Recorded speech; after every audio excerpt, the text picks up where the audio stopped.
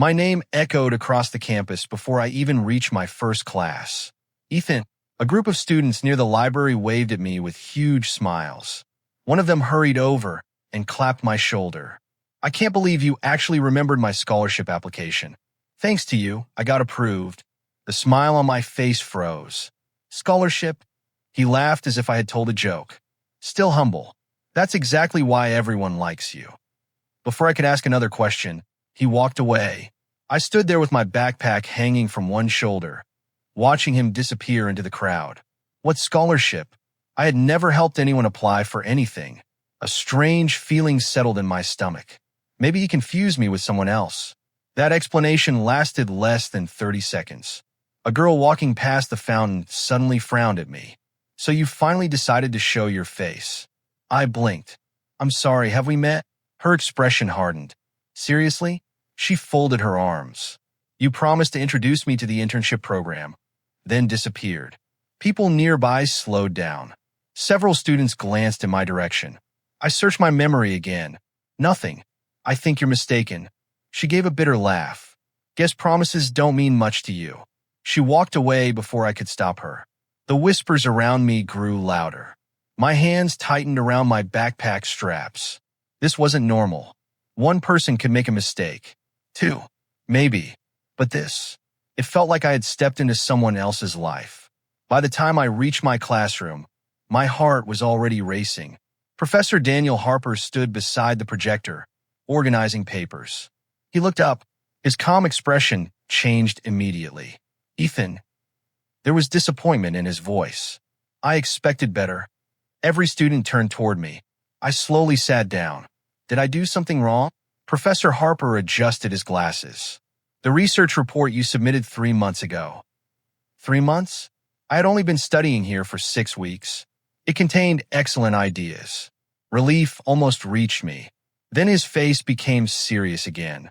So, why haven't you completed the follow-up project you personally requested? The classroom became painfully quiet. I don't understand. His eyebrows pulled together. You requested additional research opportunities. He held up a printed email. It came directly from your university account. The paper showed my full name, my student email, even my student ID number. Cold air seemed to pass through my body. I never sent that. A few students exchanged confused looks.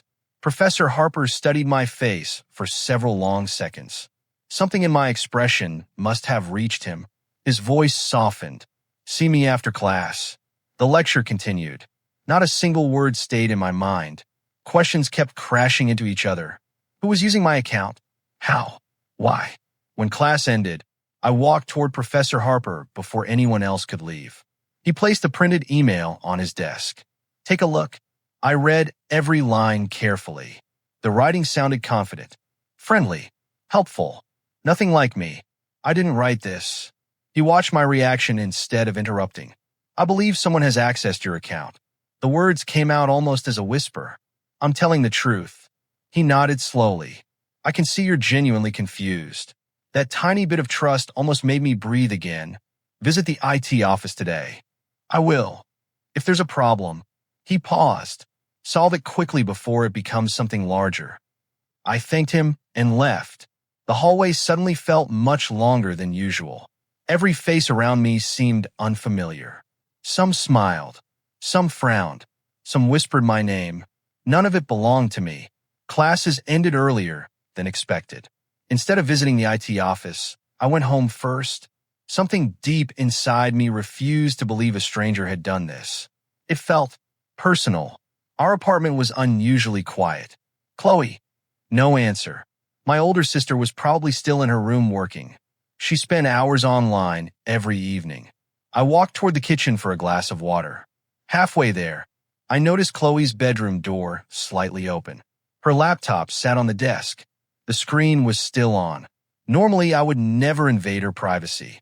Today didn't feel normal anymore. One glance. That was all I planned. Then I saw my own name. Ethan Carter. My breathing stopped. The university website was open. Logged into my student account. Not hers. Mine. I stepped closer. Hundreds of messages filled the screen. Classmates. Professors. Club leaders. friends I had never met. My fingers shook as I scrolled. Every message carried my name. Every reply had been written by someone else. By Chloe. A strange ringing filled my ears. She had been living as me.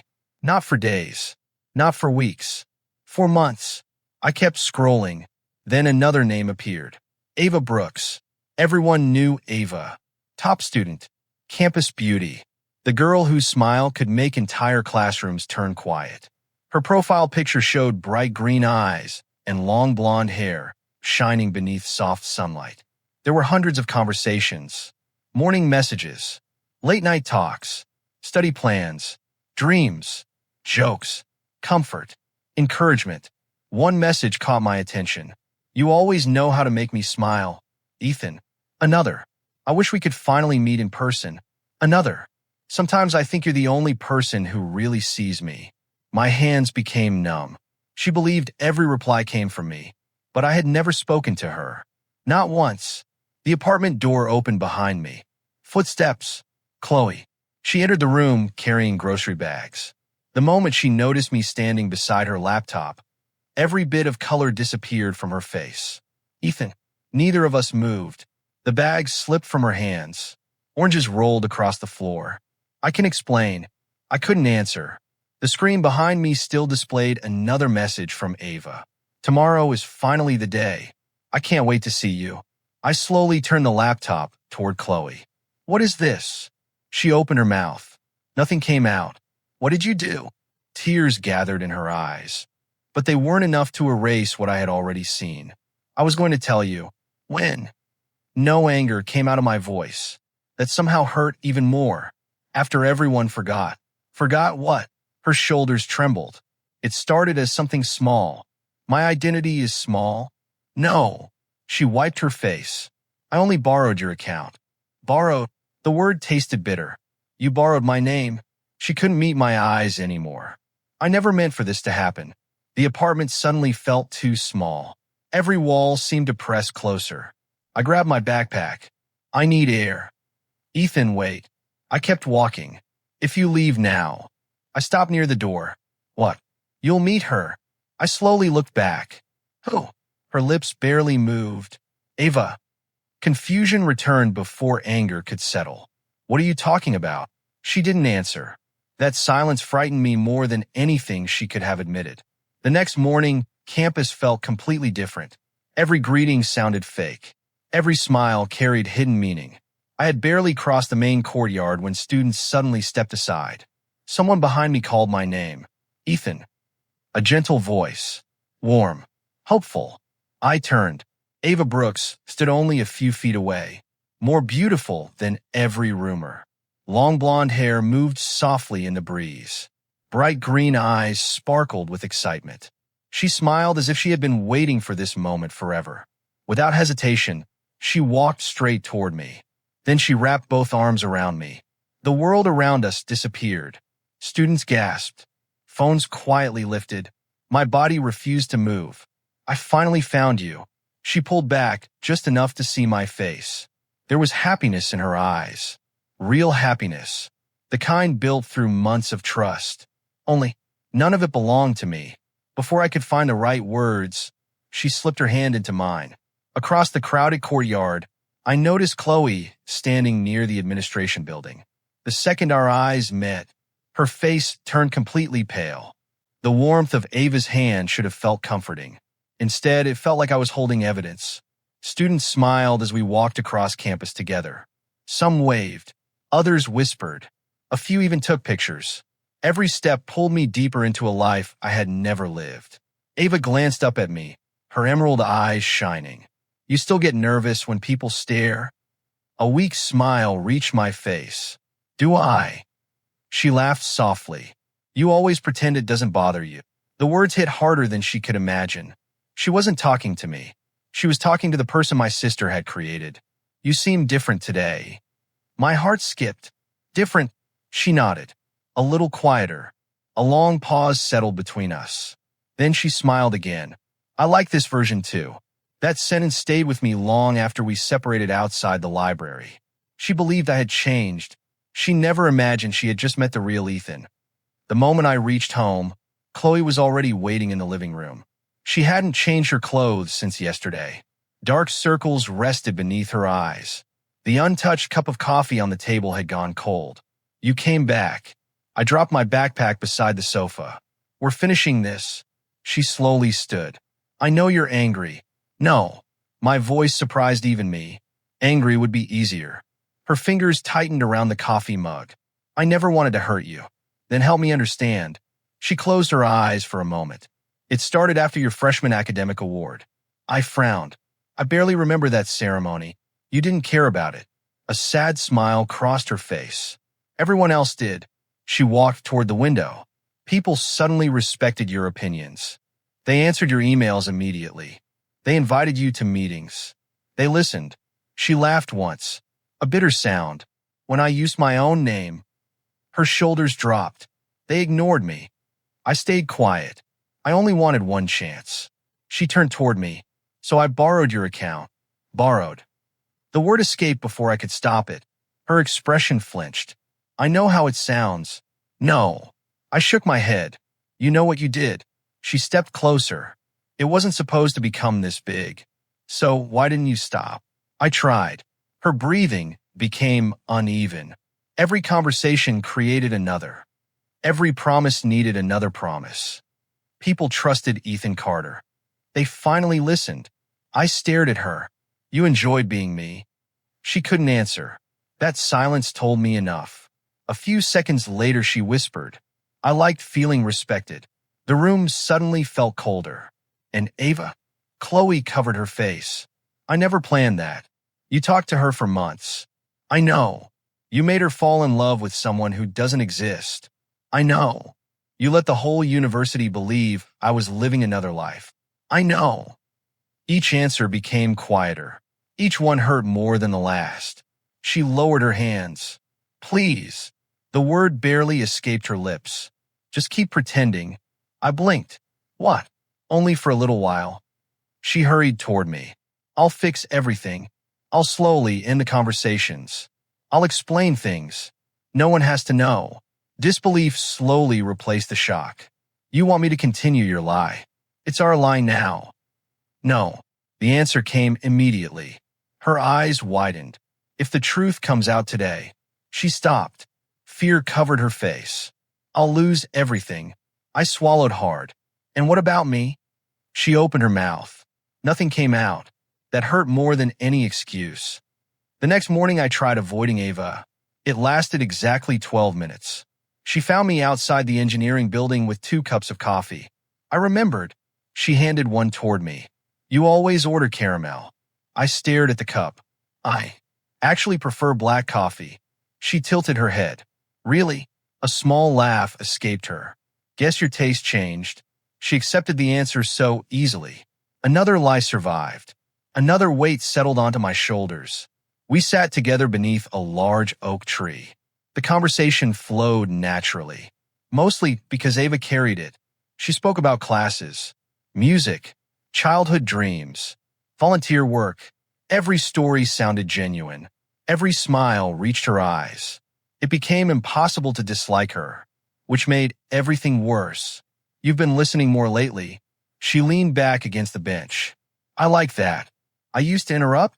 She laughed. All the time. My stomach twisted. That wasn't me. She noticed my distant expression. Too many thoughts? A little. Her voice softened. You always try carrying everything alone. Another sentence meant for someone else. Yet somehow, it reached me. Campus elections filled every hallway by afternoon. Large posters covered the walls. One face appeared more than anyone else's. Liam Foster, student council president.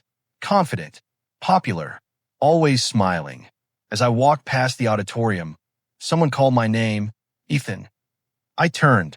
Liam stood alone near the staircase. His smile never reached his eyes. Can we talk? Something about him immediately felt wrong. We stepped into a quieter hallway. He slipped both hands into his pockets. I've been wondering. His gaze stayed locked on mine. How long do you think this little performance can continue? My heartbeat slowed. What performance? He chuckled. Don't insult my intelligence. He pulled out his phone. A picture appeared on the screen. My university account. Logged in from Chloe's apartment weeks ago. Another swipe. Security timestamps. Login records. Another. Screenshots of messages. My blood ran cold. I know everything. His smile grew wider. Your sister is talented. The hallway suddenly seemed much smaller. What do you want? Simple. He leaned closer. I need Chloe. My eyebrows tightened. For what? My campaign. He shrugged. She writes well. People already trust Ethan Carter. Imagine how useful that reputation could become. Anger rose inside me. You've been blackmailing her. I prefer the word cooperation. If she refuses, he locked his phone. The university receives every file. He brushed imaginary dust from his sleeve. You should talk to your sister. Then he walked away. I remained standing there long after he disappeared. The situation wasn't getting smaller. It was spreading. Every lie connected to another. Every secret had found a new owner. That evening, Chloe came home unusually late. Her face immediately answered my question. You met Liam. She froze. So you know, I met him today. She slowly sat down. I've been trying to keep him quiet. How long? 3 weeks. My hands clenched. You never thought to tell me? I thought I could solve it. By digging a deeper hole? Tears filled her eyes again. Not dramatic. Not loud. Just exhausted. I don't know what to do anymore. Neither did I. For the first time since everything started, I understood something. This wasn't only about protecting my sister. It was about protecting my own future. If Liam exposed everything now, my name would fall with hers. The truth wouldn't matter. People remembered headlines, not explanations. The next afternoon, Ava invited me to the music club room. I found something. She smiled while opening a small storage box. I've been keeping memories. Inside were photographs, movie tickets, festival wristbands, tiny handwritten notes. Every memory belonged to a relationship I had never lived. She carefully picked up her phone. You remember this? I couldn't answer. She tapped the screen. I listen to it whenever I miss you. A small smile appeared on her face. It always makes me laugh. She pressed play. A man's voice filled the room. Warm, confident, comfortable. It wasn't mine, not even close. Ava looked at me with gentle eyes, completely unaware of the storm inside my head. Your old recordings always cheer me up. My fingers slowly curled into a fist. That voice belonged to a stranger. Yet somehow, he had been living as me all along. The recording ended. Ava smiled, waiting for my reaction. I couldn't hear the last few seconds. My mind stayed trapped on one fact. That wasn't my voice. Someone else had laughed with her. Someone else had comforted her through lonely nights. Someone else had promised to stand beside her. Yet every promise carried my name. You've gone quiet. Ava tucked a loose strand of blonde hair behind her ear. Too many memories? I forced a smile that barely reached my face. Yeah. She nodded gently. I know. You always become quiet whenever something means a lot to you. Another sentence meant for a stranger. Another reminder that I was standing inside a relationship I had never built. She slipped her phone back into her bag. I have class. Then she stopped walking. I'm glad we finally met, Ethan. She left with a smile. I stayed there long after she disappeared. That recording broke something inside me. Not because Ava had believed the lie, because I had almost accepted living inside it. No more. If I stayed silent now, I would spend the rest of my life cleaning up someone else's mistakes. That wasn't kindness. That was surrender. I pulled out my phone. One name came to mind. Mason Reed. He answered almost immediately. Didn't expect a morning call. I need help. His playful voice disappeared. Where are you? The old basketball court. 10 minutes. He arrived in 8. Messy blonde hair. Denim jacket. Coffee in one hand. The moment he saw my face, he handed me the second cup without saying anything. We sat on the empty bleachers. After listening to everything, he leaned back and stared at the sky. So your sister stole your identity. I nodded. The campus goddess fell for the fake version of you. Another nod. Some student council guy is blackmailing your sister. Yeah. He let out a long breath. I've heard some crazy stories. A small grin appeared on his face. This one wins. Despite everything, I laughed. Only for a second. Then reality returned. What should I do?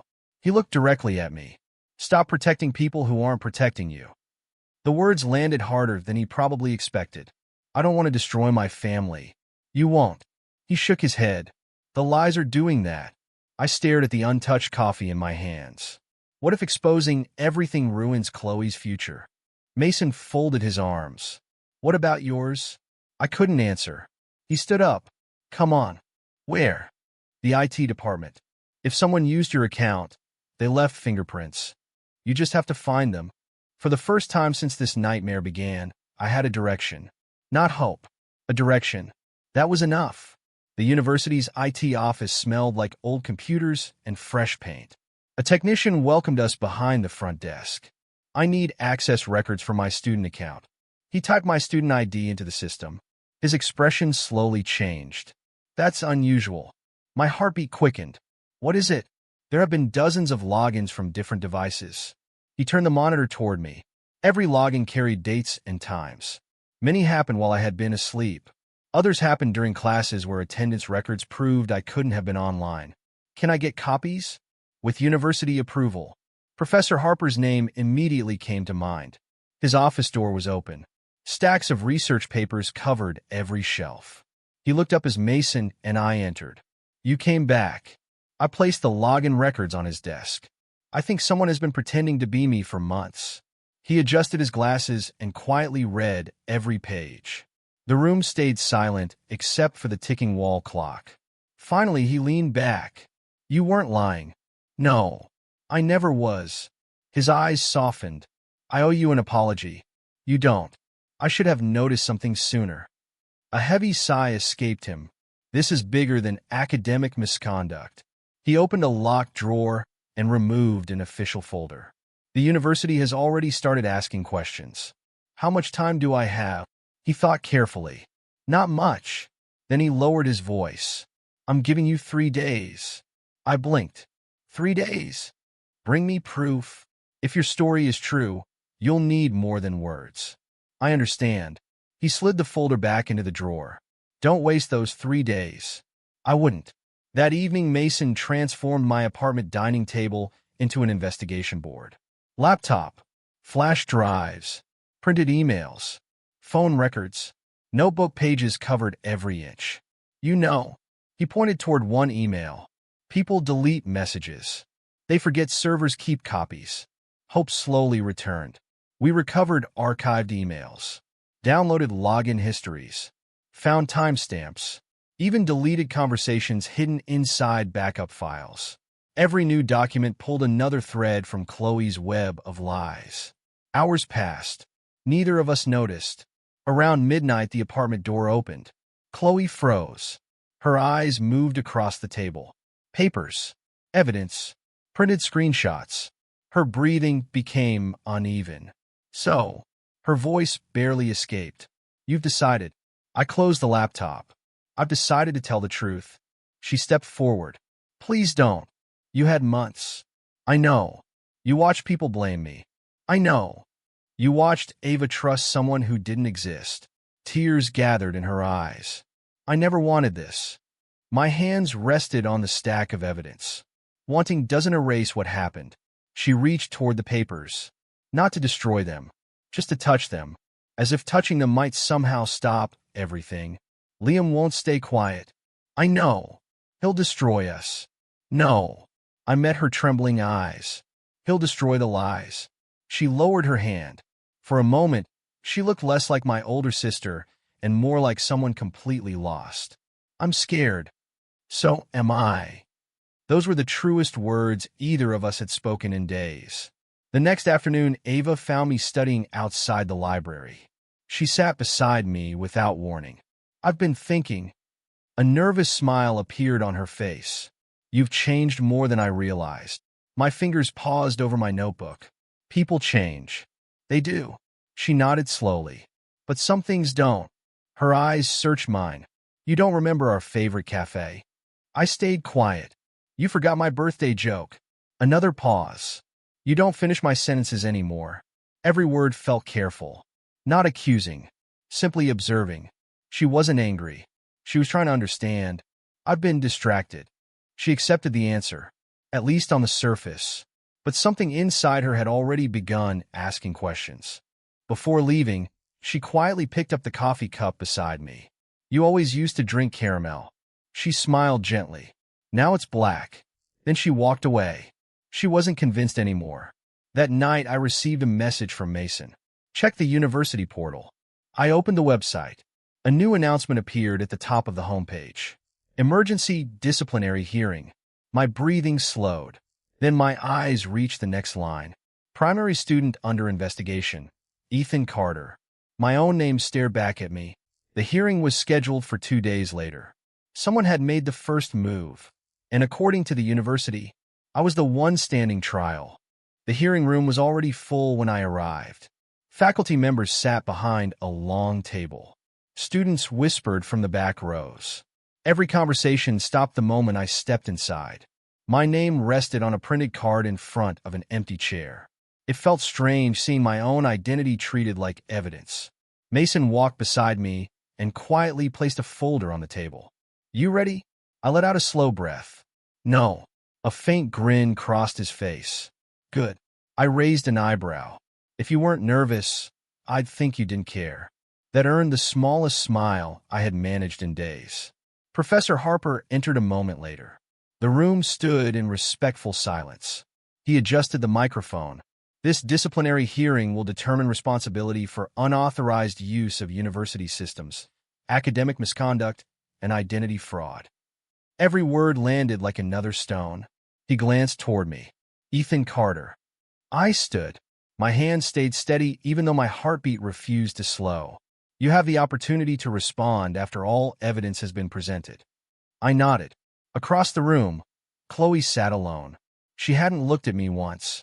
Liam sat beside the student council representatives, perfectly dressed, perfectly calm. If someone didn't know the truth, they would have trusted him immediately. That confidence made him dangerous. The hearing began. A university administrator projected emails onto a large screen. Every message carried my name. Volunteer projects, research requests, scholarship recommendations, promises, plans, months of conversations I had never written. A professor folded his hands. These messages came from your university account. They did. So are you denying responsibility? I am. A few people exchanged doubtful looks. Liam slowly stood. If I may. Professor Harper gave a short nod. Liam stepped toward the screen with practiced confidence. Our student council worked closely with Ethan for several projects. He paused just long enough to let everyone focus on him. He was respected, trusted, active. His eyes briefly met mine. Recently, however, his behavior changed dramatically. He turned back toward the committee. He stopped answering messages. He forgot important conversations. He contradicted previous agreements. The room grew quieter. Liam spread his hands. I believe the pressure simply became too much. The words sounded almost sympathetic. That made them even more dangerous. He wasn't accusing me directly. He was guiding everyone toward the conclusion he wanted. Professor Harper looked at me. Your response? I stood slowly. I didn't become a different person. A few students leaned forward. I was never the person those messages described. Soft whispers moved across the room. Liam laughed under his breath. A convenient excuse. Mason pushed his chair back. I'd like permission to present evidence. Professor Harper nodded. You may proceed. Mason connected a flash drive to the projector. A new screen appeared. Rows of login records. Dates. Times. Device locations. He pointed toward the first entry. These logins happened while Ethan attended mandatory chemistry labs. Another click. These happened during recorded examinations. Another. Several occurred after midnight, while Ethan's dorm security logs confirmed he never left his building. The committee members leaned closer. A professor quietly adjusted his glasses. Professor Harper compared the timestamps with printed attendance records. His expression slowly changed. Liam folded his arms. Someone could have shared passwords. Mason smiled without humor. Exactly. He clicked again. This account was accessed repeatedly from one private apartment. My apartment. No. Chloe's apartment. The room became still. Professor Harper studied the address. This location belongs. He stopped reading. His eyes moved toward Chloe. She lowered her head. Liam quickly stepped forward. That proves nothing. He pointed toward me. They're siblings. They live together. It could still be Ethan. I expected panic. Instead, something inside me finally settled. I wasn't running anymore. I walked toward the center of the room. You've spent weeks building this story. Liam's confident smile faded slightly. You knew my sister was using my account. He remained silent. You didn't report it. You used it. His jaw tightened. I don't know what you're talking about. You blackmailed her. The room reacted immediately. Liam laughed. Can anyone prove that? Before I could answer, the hearing room door opened. Every head turned. Ava stepped inside. She carried a thick folder against her chest. I can. The room fell completely quiet. She walked calmly toward Professor Harper. I wasn't invited. Her voice remained gentle. But I believe this belongs here. She handed him the folder. Professor Harper opened it. Printed conversations, screenshots, dates, phone records, a notebook filled with handwritten observations. He looked up. You prepared all this? Ava nodded. I noticed too many things that didn't make sense. She glanced toward me. The Ethan from our messages loved caramel coffee. A small smile touched her lips before disappearing. The real Ethan doesn't. She continued. The person online always replied within seconds. Then suddenly, she paused. He became shy. He forgot places we'd supposedly visited. He stopped using certain phrases. I compared months of conversations. She opened another page. The writing style changed overnight. She wasn't defending me because she loved me. She was defending the truth. That mattered more. Professor Harper carefully examined every document. His voice became firmer. The inconsistencies are significant. He turned toward the university technician sitting nearby. Please verify these records. The technician connected another laptop. Several long minutes passed. No one spoke. Only keyboards, mouse clicks, quiet breathing. Finally, he looked up. The login records match. He swallowed. The timestamps are authentic. Professor Harper slowly removed his glasses. They've been altered by more than one device. His eyes settled on Chloe again. This hearing requires complete honesty. My sister's hands trembled in her lap. She stared at the floor. Nobody rushed her. Nobody pressured her. The room simply waited. Seconds stretched into what felt like hours. Then she stood. Her legs almost gave out. She caught the edge of the table before speaking. Her voice broke. She closed her eyes. It started with one login. Nobody interrupted. I wanted people to notice me. Tears slipped down her face. My brother won an academic award. Everyone respected him. I thought. She struggled to continue. I thought borrowing his account for a few messages wouldn't matter. The room remained painfully still. But people trusted Ethan. They answered. They listened. So I kept pretending. She covered her face with shaking hands. Every line needed another. I couldn't stop. She looked toward Ava. I'm sorry. Then toward Professor Harper. I'm sorry. Finally, her eyes reached me. I stole your name. I stole your future. I kept believing I could fix everything tomorrow. A quiet sob escaped her. But tomorrow never came. Professor Harper folded his hands. The committee has heard enough. He reviewed the evidence one final time. Then he looked directly at me. Ethan Carter. A long pause followed. You are cleared of all allegations. The words should have felt like victory. Instead, they felt heavy. Months of confusion disappeared in a single sentence. The damage didn't. Professor Harper continued. Formal disciplinary action against Chloe Carter and Liam Foster will begin immediately. Liam stood so quickly his chair scraped across the floor. This is ridiculous. No. Professor Harper's voice remained calm. This is accountability. Security escorted Liam from the room before he could argue further. Students slowly filed outside. Faculty members gathered their papers. Mason quietly squeezed my shoulder. You got your name back. I nodded. But not everything else. He understood without another word. A few minutes later, the hearing room became almost empty. Chloe walked past me. She stopped beside my chair. Her lips moved, but no sound came out. Then she continued toward the exit. I didn't stop her. Some distances couldn't be crossed with words. When I finally stepped outside, the evening sun painted the campus in warm gold. Most people had already gone home. Only one person remained. Ava stood beneath the old oak tree. She wasn't holding the folder anymore. Instead, she held something much smaller. My university student ID card. The same card that had started this entire nightmare. She looked up as I approached. Neither of us spoke. The silence between us no longer felt like confusion.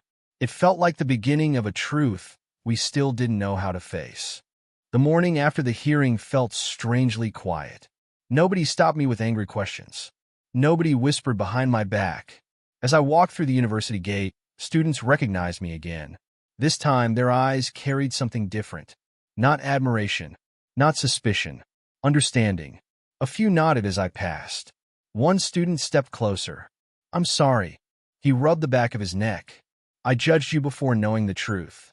A small smile crossed my face. Thanks. That was enough. Neither of us needed a longer conversation. The truth had already done the talking. By noon, the university released its official statement. My name had been completely cleared.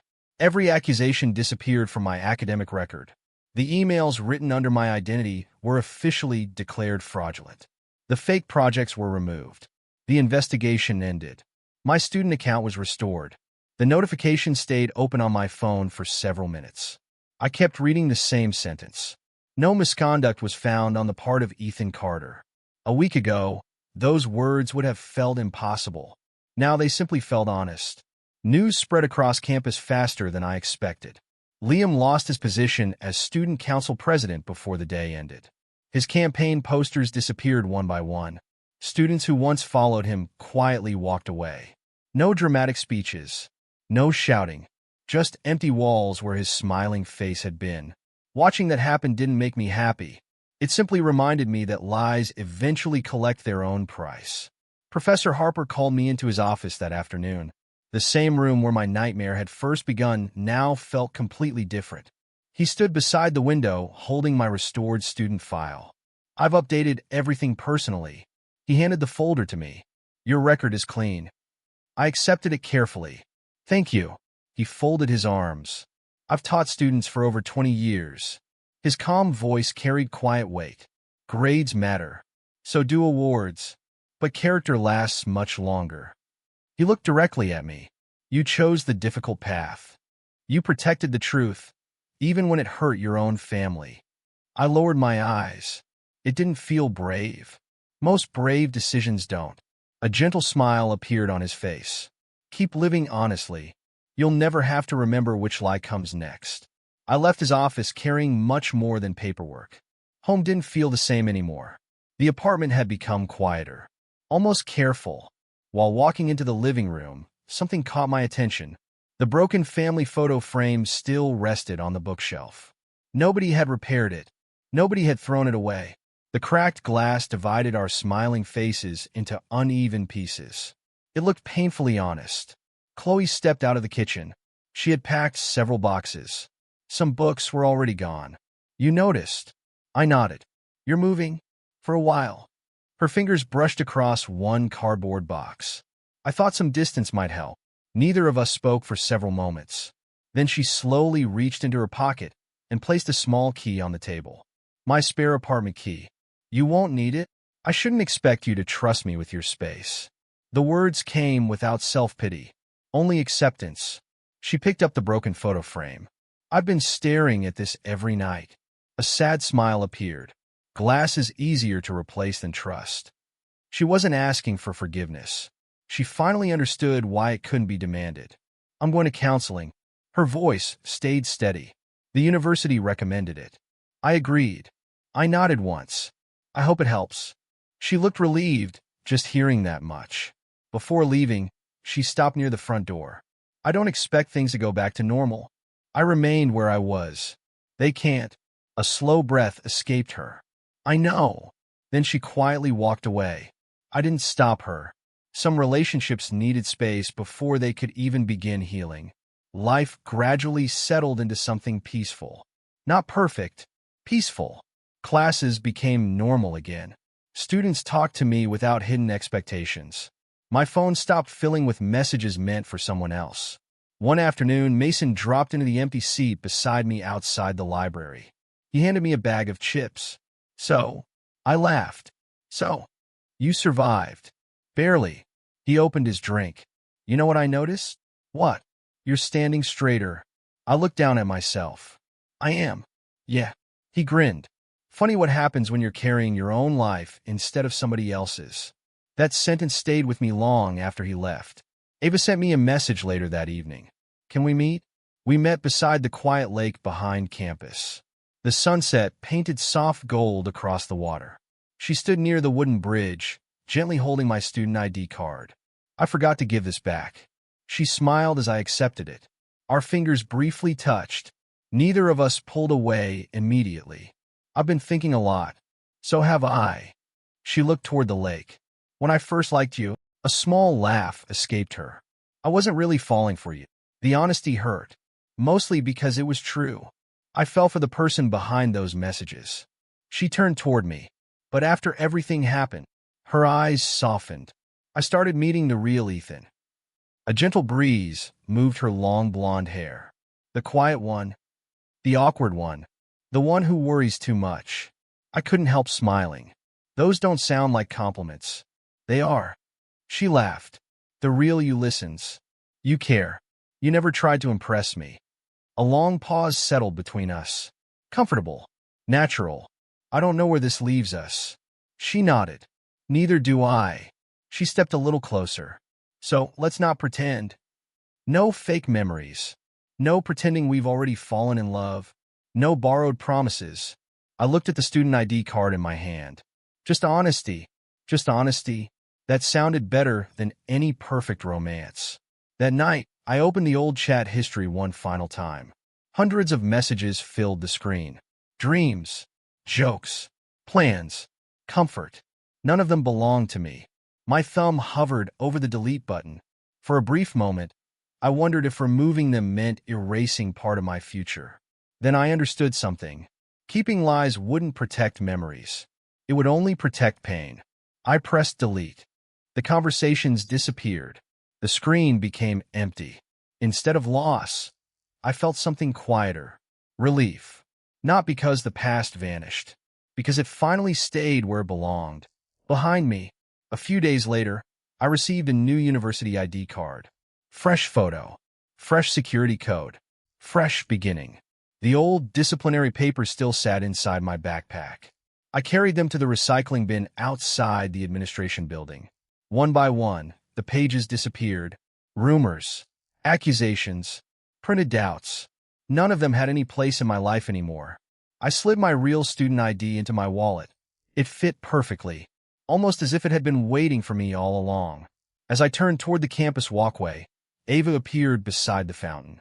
She held 2 cups of coffee, one caramel, one black. She smiled. I remembered this time. I accepted the black coffee. And I remembered something too. Her eyebrow lifted. What? My favorite coffee. She laughed. The real one. We started walking together beneath the tall autumn trees. Students passed us without confusion.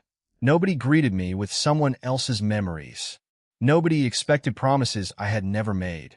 Nobody mistook me for a stranger wearing my face.